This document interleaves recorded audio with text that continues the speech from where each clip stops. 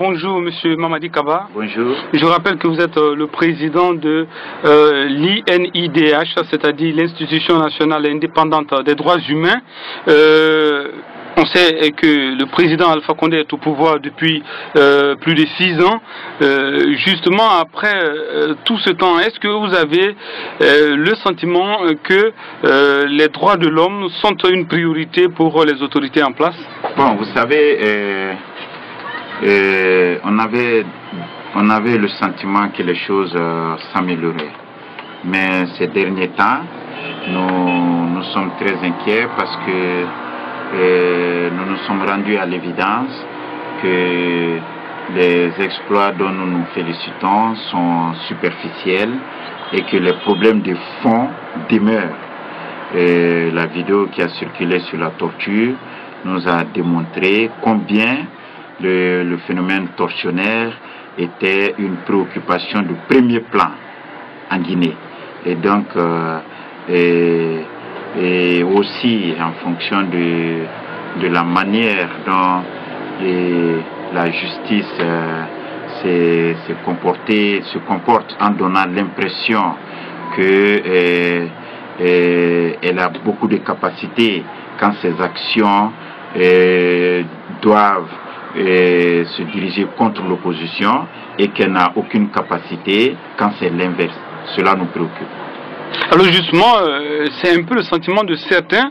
On entend des gens dire qu'on a en face une justice à deux vitesses, c'est-à-dire, vous l'avez dit tout à l'heure, quand les enquêtes sont orientées contre l'opposition, ça accélère, si on peut dire ainsi, mais dans le cas inverse, c'est tout à fait le contraire, c'est-à-dire ça piétine. Oui, c'est ça qui nous inquiète parce que c'est le sentiment que beaucoup de Guinéens et beaucoup d'observateurs ont aujourd'hui. Les Guinéens et les observateurs pensent que quand les décisions de justice sont en faveur du pouvoir, elles vont très vite et les moyens sont trouvés pour mener les enquêtes et les enquêtes aboutissent. Mais quand les enquêtes, les décisions doivent se rendre en défaveur de l'opposition, en faveur de l'opposition, alors que les enquêtes traînent et les moyens ne sont jamais trouvés pour les mener à terme. C'est le sentiment de beaucoup de Guinéens et de beaucoup d'observateurs. Mais nous, ce qui est important pour nous, c'est de noter que la réforme du secteur de la sécurité et la réforme du secteur de la justice doivent se redynamiser et que les acteurs impliqués dans ces différentes réformes soient diversifiés, que l'architecture même du dispositif de ces réformes-là soit revue pour que une grande part de responsabilité soit donnée à des institutions indépendantes comme la nôtre. Alors justement, est-ce qu'aujourd'hui, au niveau de votre institution, l'INIDH, est-ce que vous avez le sentiment que vous êtes un peu abandonné parce que vous ne parvenez pas justement à avoir les moyens de votre politique pour exercer pleinement votre fonction? Oui, c'est beaucoup de commissaires de mon institution ont le sentiment que nous sommes les mal-aimés de la République et que il y a une méfiance de l'État vis-à-vis de l'institution et beaucoup ont le sentiment aussi que l'institution a beaucoup d'adversaires, y compris dans le gouvernement et dans l'entourage du président. Mais de mon côté, je suis optimiste. Je sais que c'est une institution. Mon combat était d'en obtenir une. Nous en avons obtenu. Et que ce soit avec nous ou que ce soit après nous, cette institution aura les moyens de son ambition, fera le travail que les populations attendent d'elle, et c'est ça mon espoir. j'ai des yeux pour regarder l'avenir avec beaucoup de confiance. Alors, l'une de vos tâches principales, c'est justement la prévention. Et on sait que les accords du 20 août dernier sont en tout cas en discussion. Il y a des divergences par rapport à l'application de ces accords, notamment par rapport à l'organisation des des prochaines communales, les élections communautaires et communales. Et justement, vous, puisque l'une de vos principales tâches, c'est de prévenir, pour éviter qu'il y ait des violations des droits de l'homme avec les violences qui pourraient s'en suivre, qu'est-ce que vous menez justement sur le terrain pour essayer de prévenir tout cela? Les accords, hein? Oui. Oui, bon, nous pensons que nous n'avons pas été associés aux accords, bien que nous avons fait du lobbying pour que ces accords aient lieu, mais nous n'avons pas été directement associés à ces accords-là. Mais ce qui est important, c'est que tous les Guinéens, toutes les institutions de la République sont garantes de l'application correcte de ces accords-là, parce que ces accords nous ont permis d'avoir des élections plus ou moins paisibles, et c'était ça le plus important. Mais aujourd'hui, les derniers développements sur le terrain nous inquiètent à plus d'un titre. Par exemple, il nous a été rapporté que dans la mise en place des démembrements de la commission électorale, que l'UFR de M. Sidya Touré continue de siéger comme membre de l'opposition. Et à notre avis, cela est contraire à toutes les lois de la logique. Et si M. Sidya Touré a fait le choix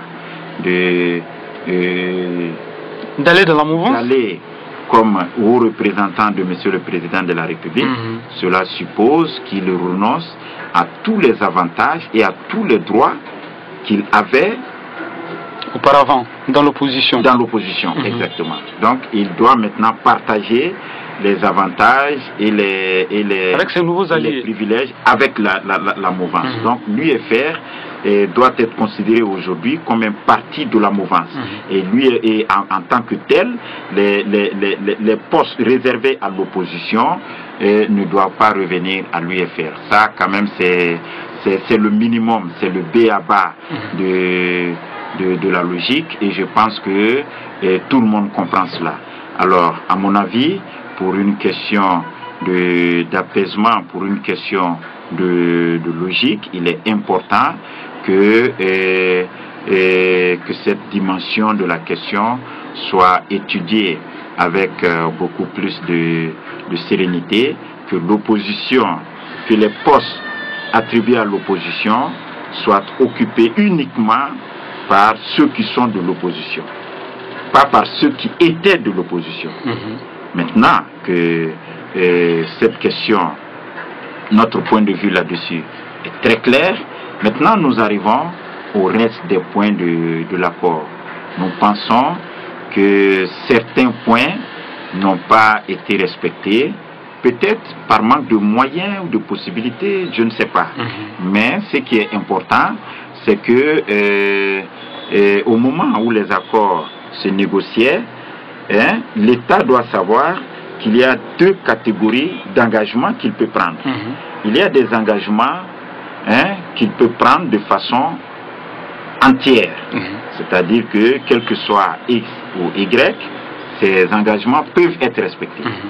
Il y a une deuxième catégorie d'engagements, c'est les engagements que l'État peut respecter à condition que d'autres engagements, d'autres situations soient réglées. Et donc ces situations-là, il faut bien les préciser dans l'accord. Il faut dire, voilà, l'État est prêt à tenir ses engagements, mais à condition que telle et telle reste telle ou devienne telle. Quand ces conditions sont bien présentées, alors quand les accords sont signés sur cette base, ces engagements-là, si l'État ne les tient pas, l'État peut évoquer les conditions qu'il a énumérées avant d'accepter Voilà, il faut pas signer les accords pour les signer. Il faut que ceux qui négocient au nom de l'État fassent la différence entre ces deux catégories d'engagement pour ne pas prendre des engagements que l'État ne peut pas tenir par la suite. Et c'est dans cette situation que nous sommes. Donc je me réjouis d'ailleurs du fait que le dernier conseil des ministres a approuvé la mise en place d'un cadre formel de dialogue qui pourra probablement prendre en compte l'ensemble des dimensions qui font que les engagements parfois ne sont pas respectés, que toutes les précautions soient prises pour que tous les engagements qui sont signés soient respectés et que tous les moyens soient mis en œuvre pour que les engagements susceptibles de ne pas être tenus ne soient pas pris.